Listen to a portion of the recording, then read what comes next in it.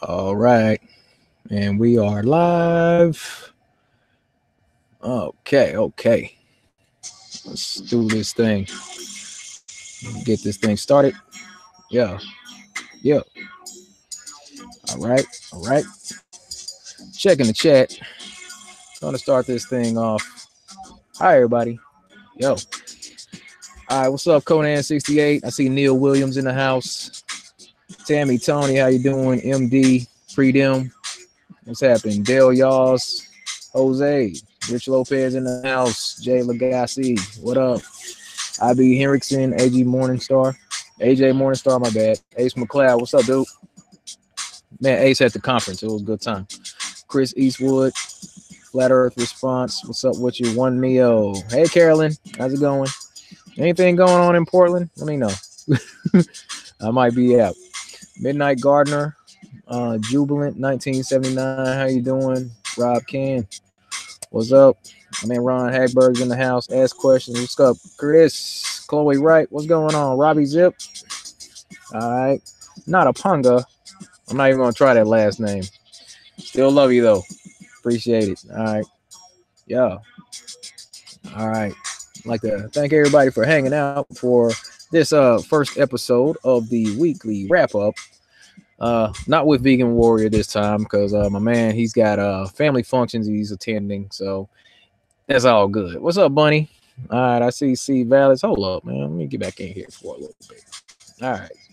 Truth Mafia 36. We're just saying what's up. Everybody's getting affiliated in here. It's good times.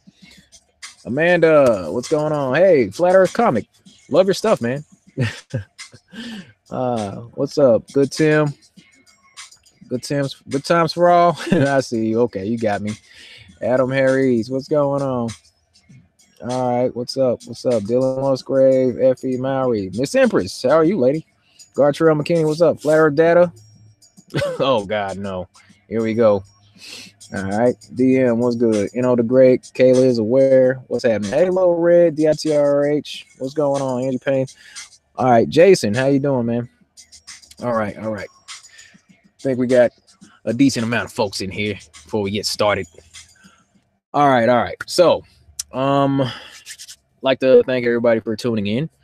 I'm gonna be on solo this evening. Like I said, Vegan Warrior, he's got some family stuff going on at a family function, and that's good stuff. It's a good time to be hanging out with the family and all that. You know what? I could have swore I got on and gave Flat Earth Vegans a wrench. I'm gonna have to make a point at like soon as I'm done with this one. I'm gonna handle that. But anyway, all right. Gonna take care of business. What's going on, Miss Empress? Really, what happened? Hey, Stephanie. What's up, Little Red? Liberty Repost. What's good? All right. So look, got some stuff I want to look at this evening, but there's been a whole lot of stuff going on concerning flat Earth, and I mean some just nonsense. So I'll be getting into that. Just a reminder, I'll be doing the underground tour in Seattle tomorrow night. Or not tomorrow night, tomorrow afternoon at 2 p.m. So anybody that's in 360-253 and the 206, 2 p.m. tomorrow, Seattle Underground Tour. I'm going to be trying to get the live stream going for that thing. If that doesn't work out, I'll be taking my camera with me so I can get some video and check out this underground city out here in Seattle. So that's going to be 1 hour tour. I'll be up for that. I was in the chat the other night. Tacoma Hooligan said he's going to meet me out there. We'll see if anybody else around the area can meet up. Maybe we can get there, do the tour, and maybe go hang out afterwards somewhere.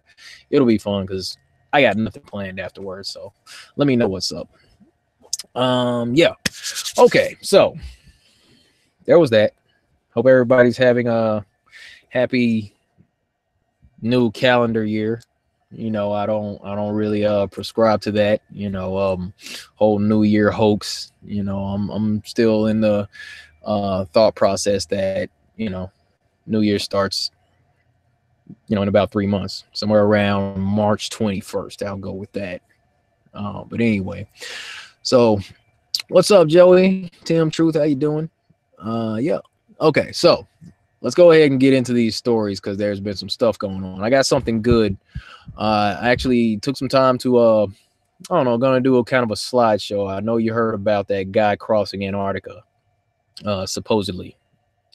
So we'll be talking about that guy in a little bit. So yeah, happy American New Year. There we go. Let me see. All right, so let me go ahead and get this thing started. Let me see. Desktop. All right, present to everyone. Okay, so let's get into the first article of ridiculousness while presenting everyone. All righty. Let me check the screen, see if everything's up and running. All right. Looks like we're about good. Okay, so what we have here. This is an article here from the Washington Compost, or Washington Post, that is. And says that China lands a spacecraft on the far side of the moon. And this is a historic first, is what they're telling us. The fun part is going to be when we get to see this CGI coming out of here in a second. Okay, so yeah, this is the official photo that China's sending back. Of course, they have the what's this? The chevron vector symbol, that is, and that's on all these space agency logos. They're paying homage to something with this whole vector thing. You know, just go check out the logos for all these space agencies, and you're going to see this thing right here in a whole lot of them. All right, so let me see on this photo. It says, as far as the far side of the moon, as photographed by the Chang'e 4 probe in an image released Thursday. Okay, so this is just the other day. Beautiful stuff. In a first for the world, China has successfully landed a spacecraft on the far side of the moon. The China National Space Administration said Thursday as the nation announced its arrival as a bona fide space power, because that's what it's all about. You know, we got to become stronger, more strengthened military entity out in space, because that's what's important right now. The probe named Chang'e 4 launched from southwest China in early December and landed at 10:26 a.m. Beijing time Wednesday in von Karman crater within the moon's south pole Aitken Basin, the largest known impact crater in the solar system. Shortly after landing, a rover on the landing craft dispatched the first photo of the moon's surface from its far side back to the Earth, 238,000 miles away, mind you, from the backside of the moon. So they had to send that signal somewhere out into space and then bounce it off of whatever out in space and then back to the Earth. But I'm just reading between the lines here. The landing marked a here. Hold on. I don't want you to miss this good CGI here. Wait a minute. The far side of the moon is a rare, quiet place that is free from interference of radio signals from Earth, or being able to send signals back to Earth from that side of the moon, obviously, because we only see the front side of the moon. They leave that part out. This probe can fill the gap of low frequency observation in radio astronomy and will provide important information for studying the origin of stars and nebula evolution. So let's check this out real quick. See if I can get some volume here. And maybe not. China has made it to the far side of the moon. Chinese state media on Thursday reporting the country has successfully landed a space probe there. Chinese state TV Pause. Okay, so look, I want you to look at this part. Okay, as the lunar lander, the Chinese lunar lander is touching down on the surface. This is the blue gas that's coming out of the bottom of this thing. Obviously CGI, but this, like in the original moon landing, okay, there had to be a camera crew there because who's doing the video right now? You know what I mean? So we get back here. Watch this. Chinese state TV. Who's taking the video? A historic moment. Who took that video? Who took that video right there? and, and they believe it. Okay, so that's obviously CGI, but they won't tell you. Oh my God. The probe, named the Chang'e 4, Chang'e. launched in early December, Chang'e. reportedly making a so-called soft landing just before 10:30 a.m. Beijing time on Thursday, transmitting an image of the far side of the moon for the first time ever. The moon. But here, from the far side of the moon, now we have to contemplate. Now, if they can't send the signal directly through the moon, that means that they have to send that signal out into the vastness of space and bounce it off of something and then send it back to the Earth, because the moon is always between the backside and whatever they got going on the dark side. You know what I mean? So, okay, continue. Is locked in an orbit of the Earth. That means its far side is never visible. Oh my Previous God. space missions have passed the far side, but none of them have ever landed on it. China's National Space Administration says the probe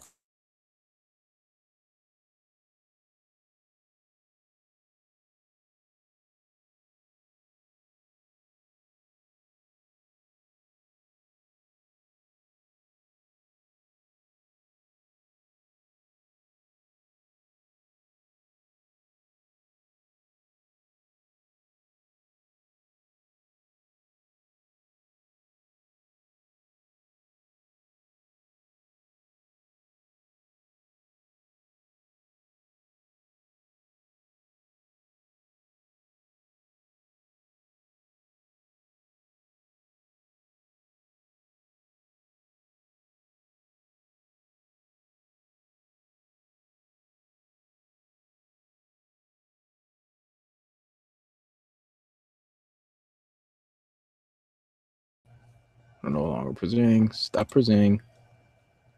Are we back on? Did they completely cut me off? Did they cut the feed? What's happening?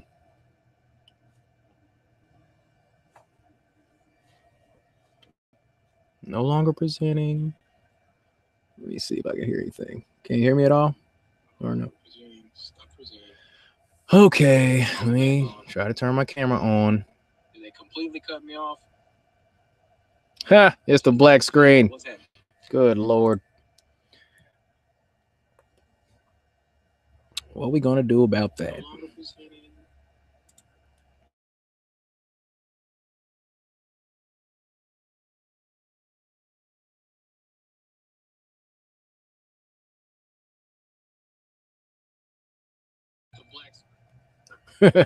Okay.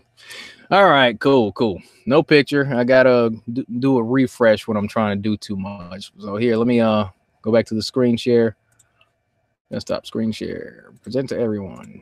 Double click that. One more time. I'm not gonna go big this time. Or wait. Okay, here we go. was the start of a new era of human. Okay, so what I wanted to ask the question was, like, the video of the spacecraft from above, as seen from above. I'm like, okay, so I was taking that video right there a second ago. This right here. Who's taking that video? Who's taking this video of the thing, going off into the distance? These are just questions that I like to ask. Simple stuff. Like, who's taking these pictures? All right, that's enough out of you, Trump. But yeah, that's what we got from China. Okay, more of that good old CGI, man. Let me see. Just one more paragraph on this. Although China, the United States, and Russia have operated robotic spacecraft on the moon before, Chang'e 4 is the first to land softly on the side of the satellite that always faces away from Earth. The geology on this side of the moon is distinctive, with more craters and less evidence of volcanic activity. Because apparently there's been volcanoes on the moon. But it is difficult to explore because scientists on Earth cannot communicate via direct radio signal with spacecraft in this remote region. There you go. A quandary China's relay satellite has solved. Aha, there we go. The mission transmitted an orange-tinted, high-definition photo of the moon's lightly pockmarked surface on Thursday.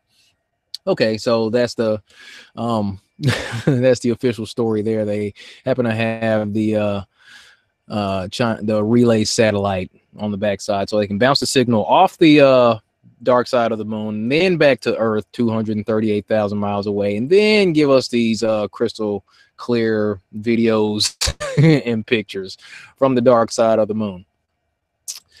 All righty then, gonna go ahead and stop presenting. Yeah, gonna go with I'm not buying that, and that's just another one of those things. It's official BS, like I'm seeing in the chat. Effie Mowry says official BS right there. But yeah, I'm not buying it, man. But I mean, you already know I'm not buying it. But hey, as long as it keeps the globe believers happy, then they're gonna go ahead and just chew that up all day, every day, and ask for more. And people will come to me and leave a comment on one of my videos saying, hey, so what's up now that they've China just landed a lunar lander on the dark side of the moon? What do you think about that? Huh? What does flat earth have to say about that? Well, all we saw was CGI. We saw CGI on a big screen in a room full of people at monitors who were applauding the CGI that they saw on the screen. That's not that complex. That's not proof that we live on a globe. That's not actually proof of space travel. We've already put out the stipulations. What we need to see, and that's just maybe. We need to strap some cameras to a rocket. One camera facing downward. Put that thing on a rocket. Send that rocket straight up. What we need to see is that rocket go from the ground. Okay, it's still videoing the ground shrinking. Then it sees a state. Then it sees the whole country. Then it turns into a globe. In one shot, no cuts. That's what we need to see. Do that on a rocket launch, and then get out into orbit. However it goes, make it happen. That's what we'd like to see.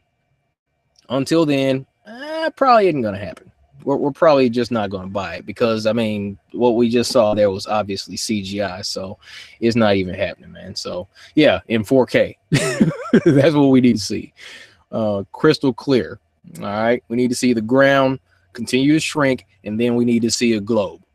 And then there's still the question, why is it that they didn't get us a picture on the way? I mean, at some point, like, couldn't they like turn the camera around and get a good, a new picture of the Earth? I mean, is that even out there? I hadn't checked around. I doubt it, but I'm thinking it's all CGI anyway. But the thing is that, there was the interview with Rob Simon, who was talking about how what they have to do, they have to take strips of data and then splice them all together because they can't get one shot of the Earth.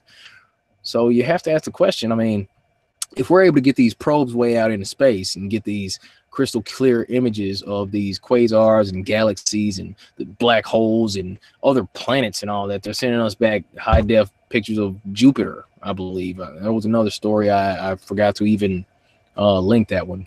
But if we're getting all that stuff from way out there, how hard is it to put a camera on the moon, face that thing back towards the Earth, and show us that whole rotating thing that we're supposed to be doing out here? But I don't really think that the Earth is spinning. My senses don't really tell me that the Earth is spinning. So anyway, on to the next one. There was a situation where an astronaut did something pretty stupid. So or seemingly pretty stupid. I was talking to some guys about this at work earlier. All right, so on this story here, how to dial 911 from space, because apparently this guy did just that. Looks like he's in great shape for an astronaut, because we all remember on let me see, what was that, Armageddon? You remember that rigorous training that all the guys had to go through? They had put Michael Clark Duncan, Bruce Willis, Ben Affleck, and the gang all through this rigorous physical training to get them into fantastic shape in order to be astronauts and all that. You remember that one? Yeah. We still wonder about this because these astronauts, in actuality, we would expect them to all look like, bodybuilders and be able to solve a Rubik's Cube while, playing Mozart or something like that. But a lot of these folks don't seem to be in all that great shape. But anyway, let's move on. Somebody said this guy looks like Dr. Evil. Okay. All right. So used to dialing 9 to call out when you're at work, or if you're used to dialing dialing 9 to call out when you're at work. So are astronauts, apparently. But that pesky extra digit tripped up Dutch astronaut André Kuipers. Sure, why not? Let's say Coopers. Let's do that. When he accidentally called 911 from the International Space Station. The astronaut was trying to dial an international number, he told Dutch public broadcaster. Not even going to butcher his name. When he aired, floating inside the space station, he made a mistake many people make in regular gravity. Oh, God. He missed a number. First, you dial 9 for an outside line, and then you dial 011 for an international line, he explained. I made a mistake, and the next day I received an email message. Did you call 911? Jeez. The 60-year-old astronaut. Wait, this guy's 60? Why don't they get younger people to go out into space? Never mind. Okay. Anyway, 60. He's a 60-year-old astronaut. They're putting 60-year-old astronauts out in space. Now, I'm not an ageist, so don't even say that. But for crying out loud, they couldn't find anybody younger than 60 to go on this dangerous mission. Was this like his last mission? Okay. The 60-year-old astronaut hung up promptly when he realized his error, but the call triggered an alert some 200 miles below at mission control in Houston. NASA security, he just happened to dial this number while he was right over Houston. That's convenient. That's really convenient that he just happened to be dialing 911 while he was that close to Houston. Whereas, you expect the ISS, while it's traveling 17,500 miles per hour through lower orbit, to maybe, just maybe, be on on the other side of the planet. But no, he just happened to be right over Houston at the time when they got the call. That's awesome. Oh my goodness. He shared his slip up in a conversation with Dutch broadcaster about Neil Armstrong's 1969 moon landing, noting that it's actually quite easy to call Earth from the space station these days, though there's often a time delay. Yeah, because, back in 69, President Nixon was able to call the moon from a landline. Actually, here, let me go ahead and clown on that real quick.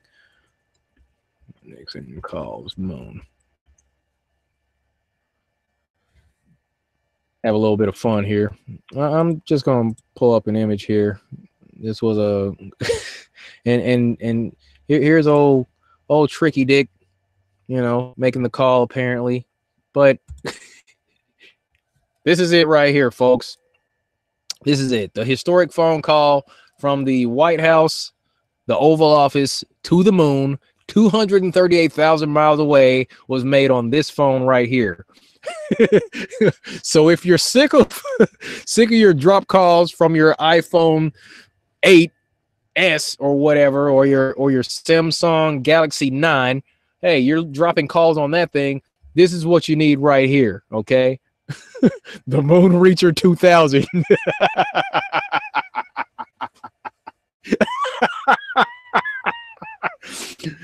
They called. I'm saying, people believe this. This is what we deal with right here. And these folks.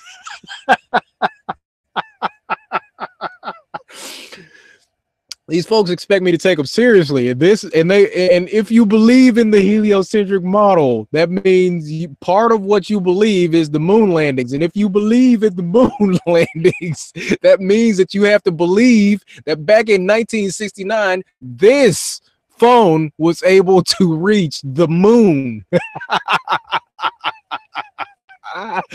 Oh my God! And they believe this crap. Come on.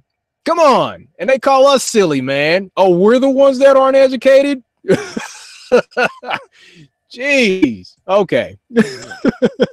Come on, man. Come on. Okay. Okay. All right. So there's no time delay, it says. There's no time delay now, but yeah, back in 69, there was minimal delay. There was only a little bit of delay some way or another.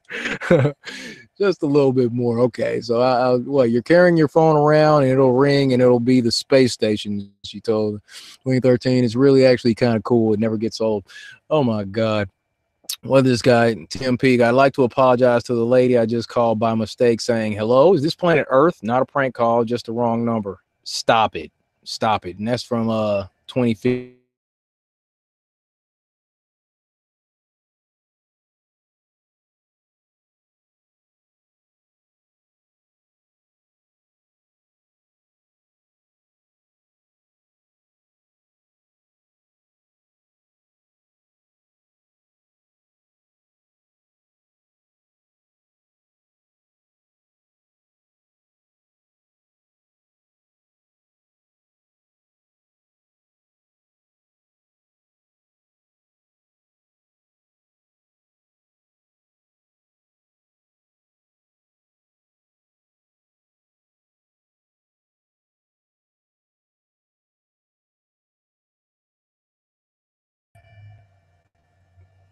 All right, I'm back. Good Lord. Okay, I'm back. We're good. We're good, folks. Okay, so there was that astronaut dialing. Yeah, probably said they cut my feed for laughing at him. Yeah, probably. What happened? Okay, I'm back. Well, let me see if this thing pops up on the screen. Okay, I'm back in here. Oh my goodness, so sensitive, man. They're so sensitive. They get triggered about this. I'm saying we're just having a little fun. That's all. It's all good. That's what I need, man. I need to find out, how to have that technology that they had back in '69, so I stopped losing my feed from this video, man. This is a trip. Oh my goodness. Low green phone reached the moon back in '69, and they believe it's nonsense. Okay, so there was that, man. I just wanted to hope everybody's having a good time, man, because that's, oh my goodness. Yeah, I'd said in the chat we were going to have some fun tonight, but yeah, I didn't even plan for that one, so we're just freestyling over here. I hope everybody's having a good time. But yeah, that's part of the official story. I mean, other than the concept of 1969 technology making it to the moon back then, other than the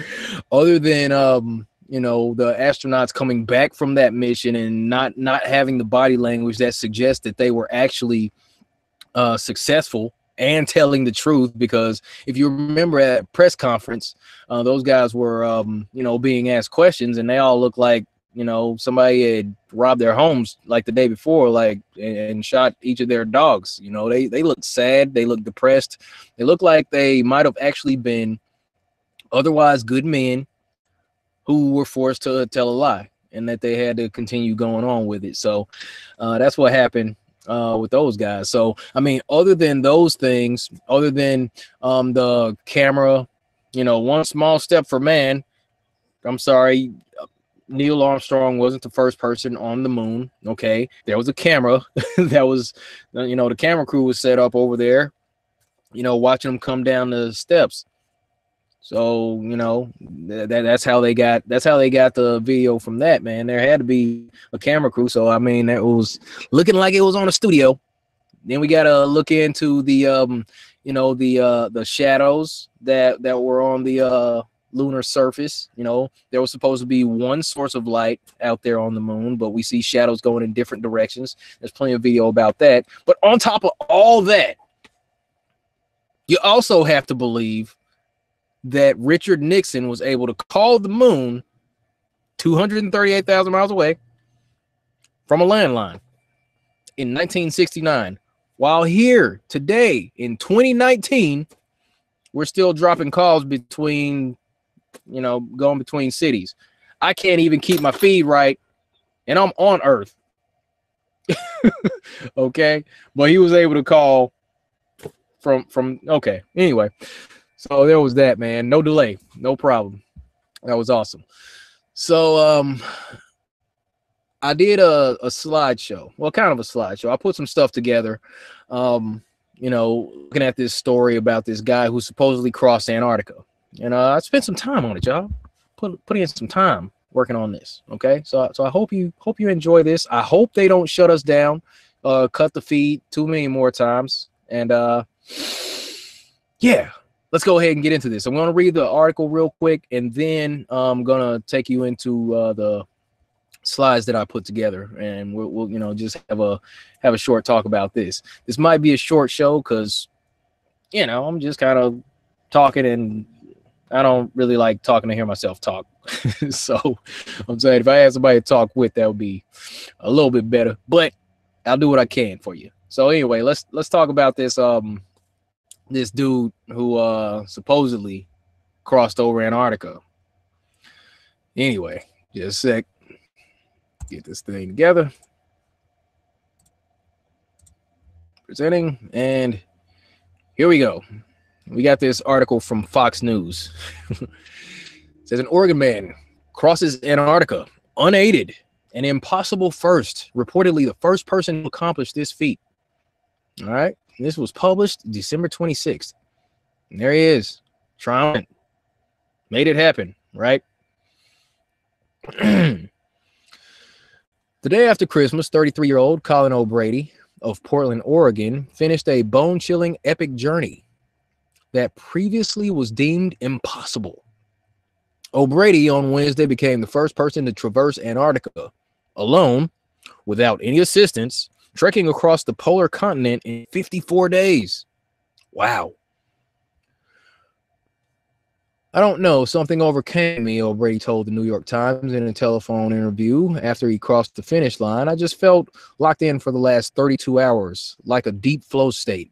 I didn't listen to any music, just locked in, like I'm going until I'm done. It was profound. It was beautiful. And it was an amazing way to finish up the project.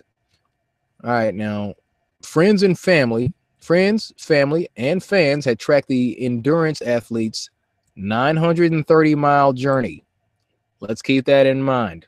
930 miles in real time online. Okay, I did it, a tearful O'Brady said on a call to his family gathered in Portland for the holidays. According to his wife, Jenna Basaw, it was an emotional call, she said. He seemed overwhelmed by love and gratitude, and he really wanted to say thank you to all of us. That's beautiful, man. Though O'Brady had initially thought he'd want a cheeseburger at the end of his nearly impossible journey, Basaw said her husband has been fantasizing about fresh fish and salad because he has mostly been eating freeze-dried foods. As for what's next for O'Brady, who also has summited Mount Everest, Basaw said she's not entirely sure. We are just so in the moment celebrating this right now, she said. Then we'll see what's next on the horizon. Flat horizon. Anyway, and this is from his Instagram. So I got some things from his Instagram. We'll look into that in a little bit. And this is one of the pictures from his Instagram. He was able to keep everybody posted while he was doing this thing. So we're going to take a closer look at that. Okay, O'Brady documented his nearly entirely uphill journey, which he called the impossible first, on his social media. He wrote Wednesday that he covered the last roughly 80 miles in one big impromptu final push to the finish line that took well over an entire day. While the last 32 hours were some of the most challenging hours of my life, they have quite honestly been some of the best moments I've experienced, O'Brady posted. While the last 32 hours were some of the okay, 32 hours going hard in Antarctica. All right, let's look at some of these other details real quick. The day before, he posted that he was in the zone and thought he could make it to the end in one go. I'm listening to my body and taking care of the details to keep myself safe, he wrote. I called home and talked to my mom, sister, and wife. I promised them I will stop when I needed to.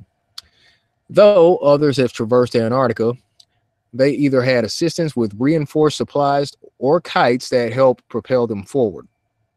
In 2016, British explorer Henry Worsley died attempting the unassisted solo trip across Antarctica, collapsing from exhaustion toward the end of the trek. Worsley's friend and fellow English adventurer, Lewis Rudd, is currently attempting an unaided solo in Worsley's honor and was competing against O'Brady to be the first to do it. Bassaw said O'Brady's plans to stay on Antarctica until Rudd finishes his trek, hopefully in the next few days. It's a small club, she joked. His intention is to wait for Lewis and have kind of a celebratory moment with the only other person on the planet to have accomplished this same thing. Okay, let me see. Oh, here we go. Here's what we need. O'Brady described in detail the ups and downs along the way since he began the trek November 3rd. He had to haul 375 pounds of gear, largely uphill and over sastrugi, wave-like ridges created by wind. Okay, let's remember that. Largely uphill. He's pulling 375 pounds of gear, largely uphill, unaided, all alone, and all that. Okay. Not only am I pulling my sled all day, but I'm pulling it up and over thousands of these sastrugi speed bumps created by the violent wind, he wrote in an Instagram post on November 12th. It's frustrating. It's a frustrating process at times, to say the least. Okay. All right. So let's go ahead and stop it right there.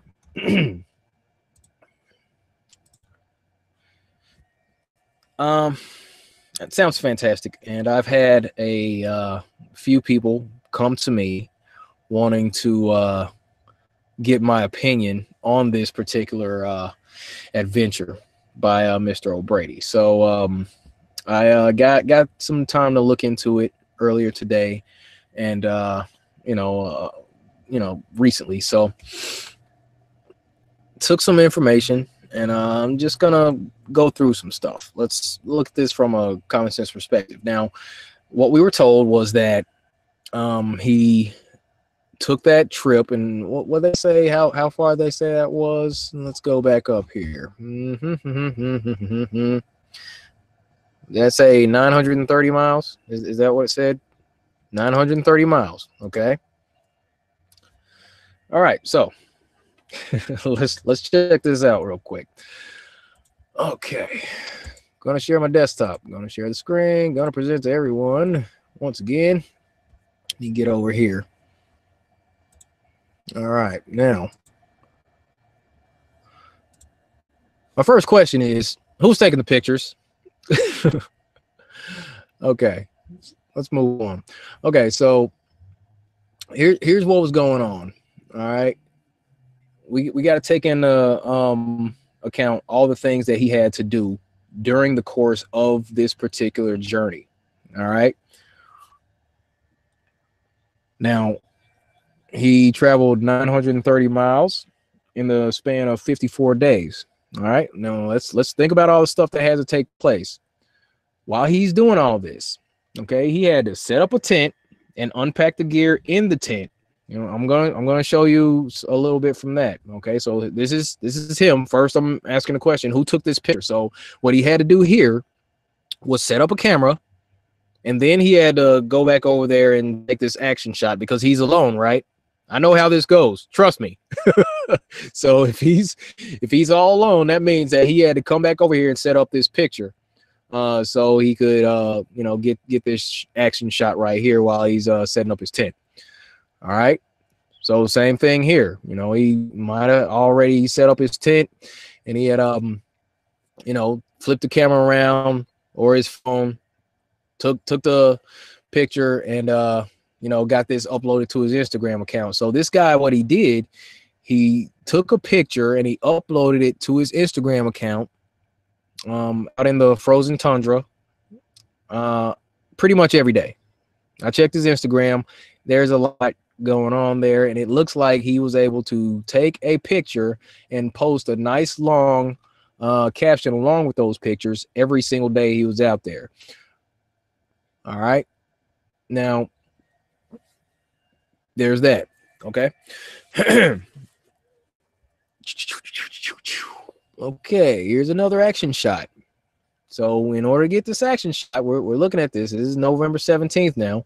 He had to set up the camera. He had to turn around. And he had to get this action shot. All right. Chilly out there, right? He had to set up the camera before he did this because he's by himself, right? So he had to set up the tripod, you know, set up the timer and all that. Maybe this was video he was taking, and this is just a shot. Maybe he pulled out the camera, had a timer set for a minute, and you know that set it up that way. Or maybe he had the camera with a little remote, and then he just uploaded to his phone. No, that wouldn't be all that convenient now, would it? All right, so this is a picture of what he what he was eating on a regular, the freeze dried food. He's got his Lipton iced tea and all that. Okay. All right, so that's his kitchen. He had to boil water, and a lot of times he was saying that he had to melt snow in order to get his water to make his food and all that. Okay. Not sure where he was posting this from on his Instagram every day. Not that there were any cell towers in Antarctica. Maybe some of those satellites that keep dropping my signal from over here. Maybe those satellites were just setting it up. Let me see. So yeah, once again, he set up the tripod so he could take this picture out here. All right, he looks like he's actually moving out here. Okay, this is him pulling his little sled. But again, who took the picture? Who's taking these pictures? It's my question. Oh, wait, was that? Yeah, it's November 21st. There's December 4th. He set up the camera over here for this action shot, apparently. And, ran over there, set up the tripod, put the timer on, and, got his skis back on, and he, pulled it back over there because he was by himself, right? And then he's leaving. He's leaving his camera behind just to get this action shot, right? Doesn't it look like he's about to leave his camera out here? What's going on with that, man? Who's taking the pictures? That's all I want to know. Yep. He's watching the sun in the distance. This pause. Let me see. I found that often during this project, I have been so hyper focused on making progress, keeping warm, and executing. Forget to pause and take a look around. Today's sun created an incredible circular rainbow. Well, yeah, that's light reflecting off the dome. But anyway, he set up the camera, and then he went over there, and he must have turned around and hit the timer on that thing, or pulled out the remote and took another picture. Sure, guy. Sure. Yeah, he could have took this picture while he was out there, but I just like this one because it shows the flat horizon. It shows that perspective thing that we're always talking about. I just thought this was a good shot. But anyway, wait, what did that say? Let me see. The last degree. Yeah, okay. I've officially crossed into the 89th degree of latitude, the last degree before the South Pole. Oh God. All right, moving along. But yeah, notice how each of these posts, all right. Let me see, where was I at? Yeah, notice how each of these posts, I mean, he had a lot to say, all right? So not only is he taking these pictures and posting this stuff to Instagram, he puts a nice long caption on each one of these things. He's all tagging people. So what, does he take his gloves off so he can do this? Is he doing voice to text to make these things happen? I mean, these are just things we got to ask about. Okay, so he made it to the South Pole. Made it! What a day! I expected to be happy reaching the South Pole, but today has quite honestly been one of the best days of my entire life. Okay, that was cool. Whiteout conditions. Okay. Let's move on. But again, who's taking the pictures? Right? All right. You know, you wonder. He had to set up that, he had to go set it up and you know, set up the tripod, turn on the timer, do it again. And he's in his tent. So apparently he was able to do the same thing. He set up the camera inside his tent so he could take a picture of him, because he gets in his tent. He has to undo that tent and set up all this stuff. And he does this. What, did he do this every day? Because it looks like he pulled a lot of stuff out and he had a lot of stuff to break down each time he got moving. Okay. I mean, it looks pretty simple, right? Doesn't it look pretty complex? We are inside the tent, aren't we? He does have things hanging up. So this is all his gear. He's got to keep his stuff dry. All right, because you're out in these conditions. You want to make sure your sled, you want to make sure all your equipment's dry. You got your sleeping bag. You want to make sure you're not on the snow. So, I mean, we're inside the tent, and he had to set up the camera from the back of the tent and take a picture just like this. So, again, who's taking these pictures? Once again, he's at the geographic South Pole. Who took the picture? He's walking away from his camera again. Who's taking the pictures? Walking away from his camera again. Who's taking the pictures? Right? Freedom! Finally made it. Yeah. Making stuff happen. Savor and focus. Yeah, still uphill, but you're still walking. So he set it up to do these action shots like every single day. Every day. Setting up these action shots. Posting it to Instagram. It's Christmas Eve. All right, so there was that. There was that whole aspect. Okay, that was like a lot of the pictures from his Instagram where I'm like, who the heck is taking these pictures? All right, and he was able to, you know, get through all the blockades and barriers of the Antarctic Treaty. He was able to, you know, come up with the proper paperwork to make this thing happen. Me personally, I'm saying that this is you know, kind of a prop, another psyop to kind of shut us up, saying that it's just not that easy. And another reason why I'm looking at it like it's you know, more propaganda to keep the whole globe light going is this next section where he's pushing the 24-hour sunlight myth. Now, we know that there's been no actual footage of Antarctica with the 24-hour sunlight. You know, Jaronism on his channel, shout out to Jaron. He you know, broke down those videos. I believe Dave DITRH, he also did a couple of videos breaking down the BS of the 24-hour sunlight in Antarctica, showing how they'll kind of cut the feed at about, you know, 16, 17 hours, something like that. And then like the showing how the shadows weren't moving the way that we thought, things like that. So yeah, no, we're not in belief of the 24-hour sunlight.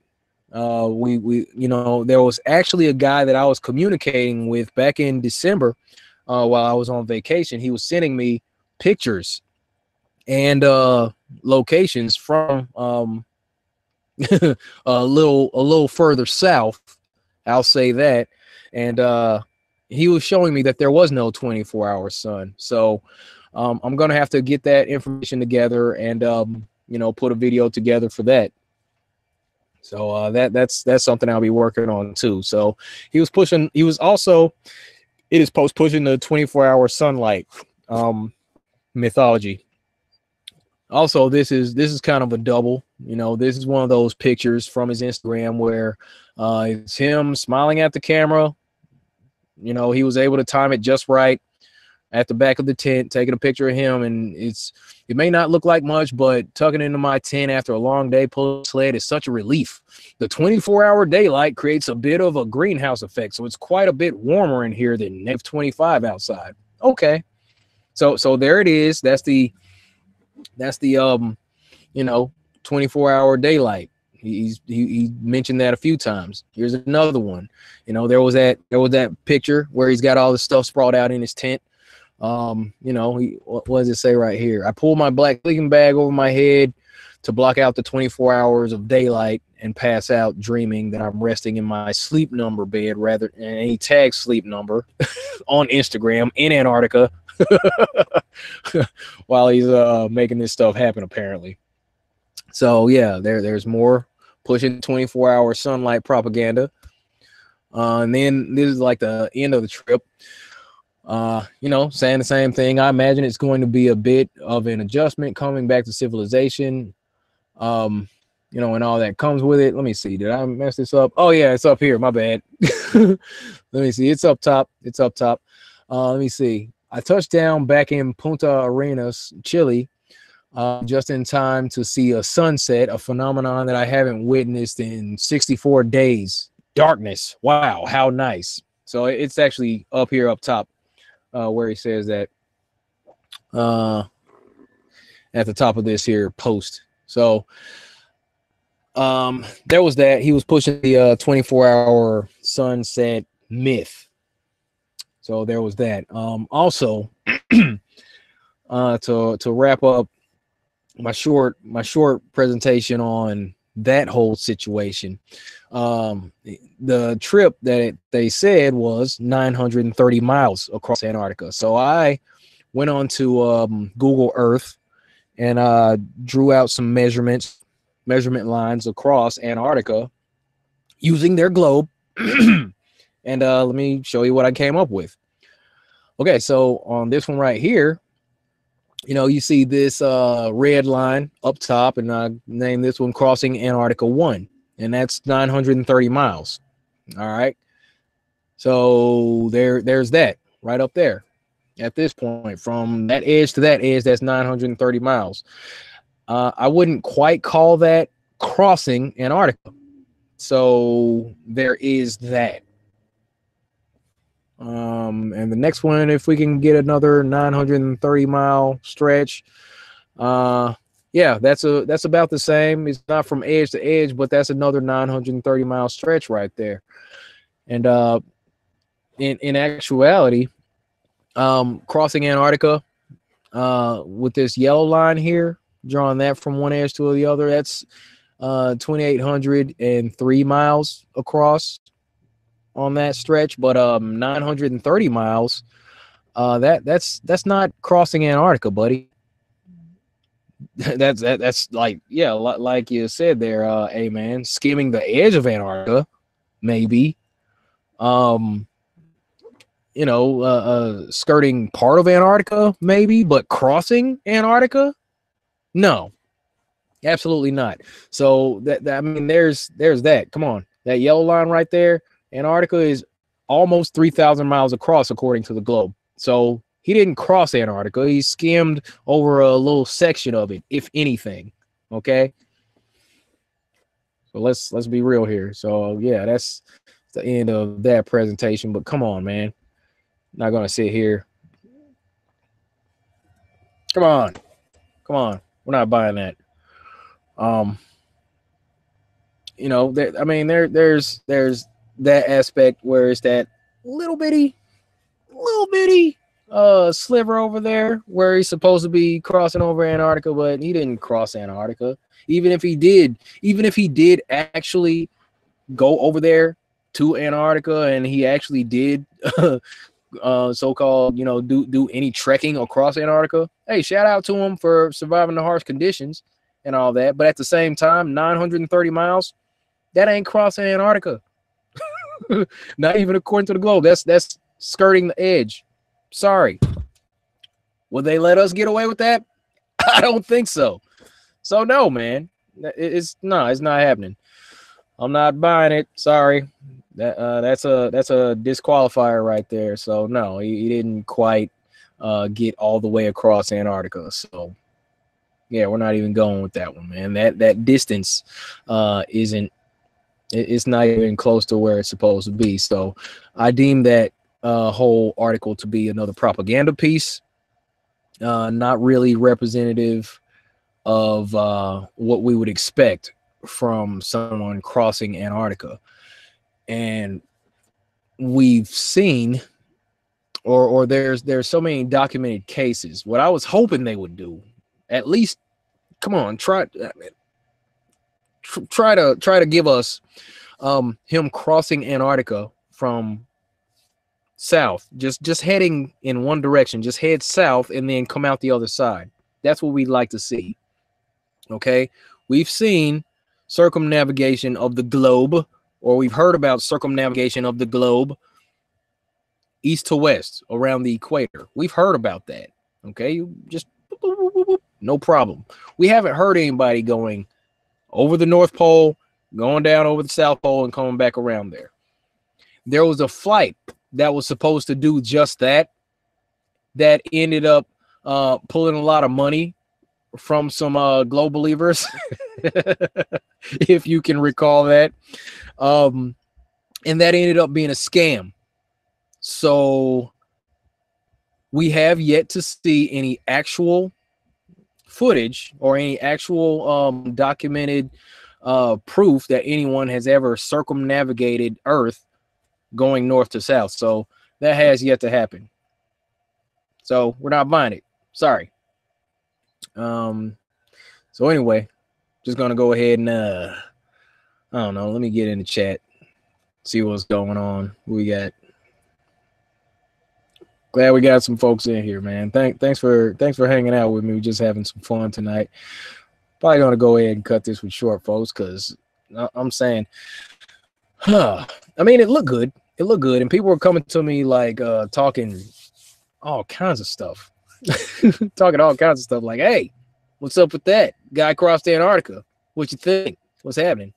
Hey, Naomi. What's up, Chocolate Sand? What's going on, man? Joey Silves in the house. What's up? Poopy Pants. What's happening? Eric R. Jason Ray. What's good? What's good? What's up, Roderick? Jason Brown. What's happening? Mike Cappuccini. Sure. National Memorial Gardens. What's up? But yeah, feeling all right, feeling good this year. Looking to get into a little more trouble. I'm not gonna stay like dedicated, strictly to flat Earth. I'm gonna branch out a little bit and work on some other projects. The thing is, it's like wherever the energy takes me, I gotta feel it. Honestly, if I see something that comes up and it grabs my attention, and I got the feel, the flow to go into it, I'll go into that. But there's some other stuff that I'd like to, get into, some things that I'd like to address. Hey, Lady Legs, what's going on? All right, what's up, Moses? How you doing, man? Thank you. I appreciate you too. Fukushima, what's going on? Thank you. Seek Bavik, what's happening? All right. Any insight on mud floods? Interesting, regardless. You know what? I chatted with Rich a little bit earlier, and I got a video from him, and I might go into something about the mud floods tomorrow, possibly. We'll see. If I can't tell you what, if I can't stream from the underground tour tomorrow, I'll try to come back tomorrow night with a stream going over some video that I got from Rich with the mud flood information. I'll go over that stuff after I get off of this thing and see what's up. Said talk about that phone again. Nah, cut that out, man. That there is the Moon Reacher 2000, folks. From 1969, because technology, the technology to propel people into space, for crying out loud, that hasn't really upgraded. We've seen upgrades in cars, we've seen upgrades in phones. Since then, we've seen upgrades in computer technology. Music's gotten better, fashion's gotten better, dancing has gotten better. We have robots that can kill people. That happened in Korea. Apparently, there was a situation where there was a laboratory where these folks put together some AI. The robots started to communicate with each other and ended up killing like 27 people in a lab in Korea. Very concerning stuff. I may do a story on that, but we need to be a little leery about all that artificial intelligence, all that 5G technology and all that, trying to you know, terraform the earth and all that. Much love to you. Hey, Karen B, what's going on? Milkman, what's going on? Any words from your sponsors? No, I got no sponsors. But yeah, folks. Yeah, that's about all I got for this one. You know, I just wanted to cover those things and you know, try to get the ball back rolling. But yeah, I'm gonna go ahead and cut this one short. Go get me something to eat. I don't want to keep you too long. Hope you had a good time hanging out. Hope you saw something you hadn't seen, heard something you hadn't heard, or at least got a good laugh out of the whole situation. I just wanted to you know, try to get back in the mood to do this thing. You know, creating content and all that. You know, it's warm. Luckily, you know, I'm out here without my hoodie. Actually, here, hold up, I'm missing my favorite accessory. There we go. All right, so yeah, that's better. Should have had that out a long time ago. But yeah, you know, just wanted to share that with you. I hope you all having a good year so far. I hope you have a great new calendar year and all that, and you know, even celebrate the new year when it comes around. Apparently, we got a new what was the name of the eclipse that's coming up? There's a lunar eclipse that's going to be happening, I believe. I want to say on the 21st. I could be wrong, but they named it the super blood wolf moon. Is what it's going to be. The super blood wolf moon is what we're going to have later this month. So I'm gonna keep an eye out for that. If possible, if I can see that thing, I'll try to get a time lapse on it. If possible, maybe not. We'll see what's happening, and I'll try to get that thing. Maybe get a time lapse on it, because I've seen other time lapses of the moon. I'd like to get one of those and try to keep it locked on all night. But chances are, knock on wood, hopefully there's no spraying. Hopefully it's not too cloudy or rainy that blocks me out. Thank you, Plain Sight. Said you like the background. I appreciate that. Shout out to my man Carlos Pagero for putting this, giving me the design and all that. So yeah, that blood moon, super blood wolf moon is supposed to be happening. Like you know, that's gonna be another one of those blood moons, folks. But you know, that's later on this month, so there'll be some information coming out about that. There'll be lots of videos coming out about that, no doubt. Flat Earth community is still alive and well, taking note of these signs in the sky and giving our updates as best we can. I'm also looking forward to you know, things warming up, getting back into the groove. I got my you know, I got my banner, so I'll be doing some activism, hopefully real soon. And yeah, looking forward to that. Getting you some videos on that stuff. But gonna go ahead and cut this thing a little short. I'm gonna say goodnight to everybody for just a little bit. And all right, see Master Peace in the house. What's up, man? Hey, thanks for what you're doing as far as the green streams, man. Doing some good stuff, you and Bro Sanchez. Appreciate you. All right. Got Chocolate Saiyans in the house. You have a good night. Super Saiyan Blue Wolf Moon. Jeez. Miguel Mojica, Cizo S. All right. Cleary Flat Earth, Rebecca. Zern Music, my man Rich Lopez. Good night to Monty. Jay Forza in the house. What's up, dude? Buzz Lightyears, Jason Reyes, Flat Earth Response. LK, what's up with you? My man Joey.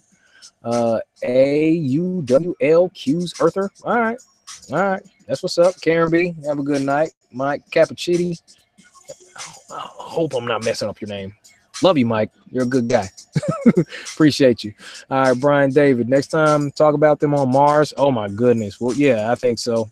Might have to do a stream on that by itself. All right, Stephanie, have a good night. Rhonda Long, you have a good night. Ghost, you have a good night. Moses 6, appreciate you. All right, Virginia Chase, Stephen Kennedy, D Easy, my man. All right, you all have a good night. The world is flat. The government trying to. All right. Anyway, as always, be good to each other. Take care of yourself. Stay flat. See you next time. That's the weekly wrap up. Peace.